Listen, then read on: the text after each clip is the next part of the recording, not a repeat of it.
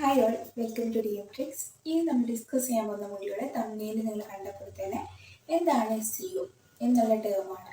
Digital marketers അല്ലെങ്കിൽ നമ്മൾ digital marketing interest ഉള്ള ആൾക്കാർ എന്തായാലും കേട്ടിട്ടിരിക്കാനുള്ള ഒരു ചാൻസ് ഉണ്ട്. എന്താ SEO എന്നുള്ള ടേം. ഈ SEO എന്ന് പറയുന്നത് അതിൻ്റെ ഫുൾ ഫോം വരുന്നത് സെർച്ച് എഞ്ചിൻ ഒപ്റ്റിമൈസേഷൻ ആണ്.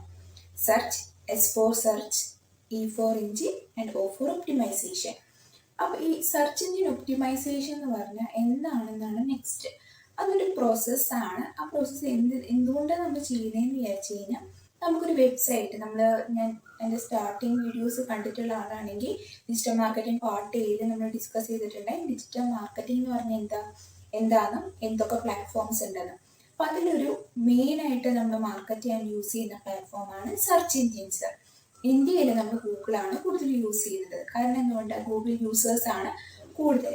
അപ്പോൾ നമ്മൾ ഗൂഗിളിൽ മാർക്കറ്റ് ചെയ്യുമ്പോൾ മെയിനായിട്ട് നമ്മൾ ചെയ്യുന്നത് ഒരു വെബ്സൈറ്റ് ക്രിയേറ്റ് ചെയ്യുക എന്നുള്ളതാണ്. അപ്പോൾ ആ വെബ്സൈറ്റ് ക്രിയേറ്റ് ചെയ്താൽ മാത്രം പോരാ, നമ്മുടെ സർവീസസ് അല്ലെങ്കിൽ നമ്മുടെ കമ്പനി പ്രൊവൈഡ് ചെയ്യുന്ന സർവീസസ് പ്രൊഡക്ട്സ് ആവശ്യമുള്ള ആൾക്കാരിലേക്ക് നമ്മുടെ വെബ്സൈറ്റ് എത്തിച്ചു കൊടുക്കണം.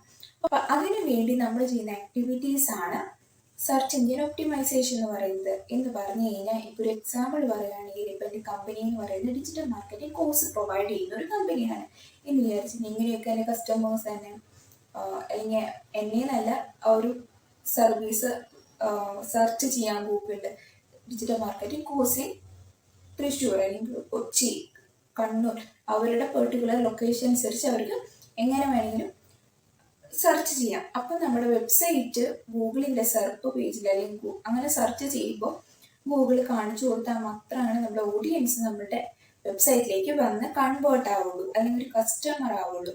അപ്പം നമ്മൾ അതിനാണ് പറയുന്നത് ഗൂഗിളിൻ്റെ സെർച്ച് പേജ് എന്ന് പറയുന്നത്. Search engine result page. ആരെങ്കിലും ഒരു എൻക്വയറി ഗൂഗിളിൽ അല്ലെങ്കിൽ സെർച്ച് ബോക്സിൽ ടൈപ്പ് ചെയ്യുമ്പോൾ അവർക്ക് റിസൾട്ട് വരുന്ന പേജാണ് സെർച്ച് എഞ്ചിൻ റിസൾട്ട് പേജ് അല്ലെങ്കിൽ സെർച്ച് പേജ് നമ്മൾ വിളിക്കും.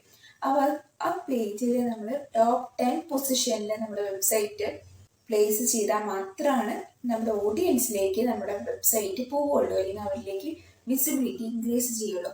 അപ്പോൾ ആ ഒരു പ്രോസസ്സിൻ്റെ പേരാണ് റാങ്കിങ് അല്ലെങ്കിൽ പൊസിഷൻ. ഓക്കെ, അപ്പോൾ ഈ റാങ്കിങ് അല്ലെങ്കിൽ പൊസിഷനിങ് ചെയ്യാൻ വേണ്ടി നമ്മൾ ചെയ്യുന്ന ആക്ടിവിറ്റീസിൻ്റെ പേരാണ് SEO, that is search engine optimisation. Okay, അത് ഓർഗാനിക് ആണ്. ഓർഗാനിക് എന്ന് പറഞ്ഞാൽ വിത്തൗട്ട് എനി പേയ്മെൻറ്റ്. നമ്മൾ പേയ്മെൻ്റ് ഒന്നും കൊടുക്കാൻ ആവശ്യമില്ല, ഫ്രീ ആയിരിക്കും. നാച്ചുറൽ സെർച്ച് റിസൾട്ടിൽ നമ്മുടെ വെബ്സൈറ്റ്സ് കാണിക്കാൻ വേണ്ടിയിട്ട്.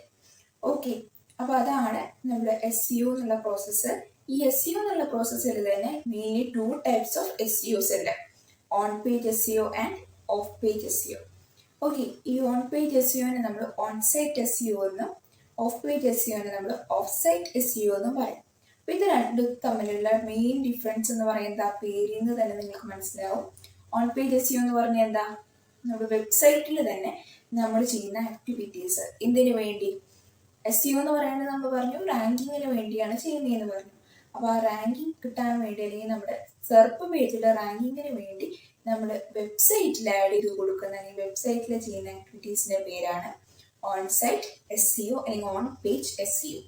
ഓക്കെ, അപ്പോൾ ഡെഫിനറ്റ്ലി അതിൻ്റെ ഓപ്പോസിറ്റ് ആയിരിക്കും ഓഫ് പേജ് എന്ന് പറയുന്നത്. നമ്മുടെ വെബ്സൈറ്റിൽ ഒന്നും നമ്മൾ ചെയ്യില്ല, റാങ്കിങ് പർപ്പസിന് വേണ്ടിയിട്ട് വേറെ വെബ്സൈറ്റ്സിൽ പോയിട്ടാണ് നമ്മൾ ആക്ടിവിറ്റീസ് ചെയ്യുക. ഓക്കെ, അപ്പോൾ അതാണ് ഈ on page SEO of page SEO തമ്മിലുള്ള ഒരു ഡിഫറൻസ് എന്ന് പറയുന്നത്. ഓക്കെ, അപ്പോൾ അതാണ് നമ്മുടെ ഓൺ പേജും ഓഫ് പേജും തമ്മിലുള്ള ഡിഫറൻസ്. അപ്പോൾ മെയിൻലി നമ്മൾ SEO പ്രാക്ടീസസ് എങ്ങനെയൊക്കെ ചെയ്യാം, അല്ലെങ്കിൽ ഓൺ പേജ് SEOയിൽ എന്തൊക്കെ ആക്ടിവിറ്റീസ് ആണ് നമുക്ക് ചെയ്യാൻ പറ്റുക, ഓഫ് പേജ് SEOയിൽ എന്തൊക്കെ ആക്ടിവിറ്റീസ് ആണ് ചെയ്യാൻ പറ്റുക എന്നുള്ളത് നമുക്ക് നെക്സ്റ്റ് വീഡിയോയിൽ ഡിസ്കസ് ചെയ്യാം. അപ്പോൾ നമ്മൾ ഈ വീഡിയോയിൽ ഡിസ്കസ് ചെയ്ത് എന്താണ് SEO എന്നുള്ള പ്രോസസ്സ് എന്നും ആ പ്രോസസ്സിൽ എത്ര ടൈപ്സ് SEOs ആക്ടിവിറ്റീസ് നമുക്ക് ചെയ്യാവുന്നതാണ്. Okay, thank you.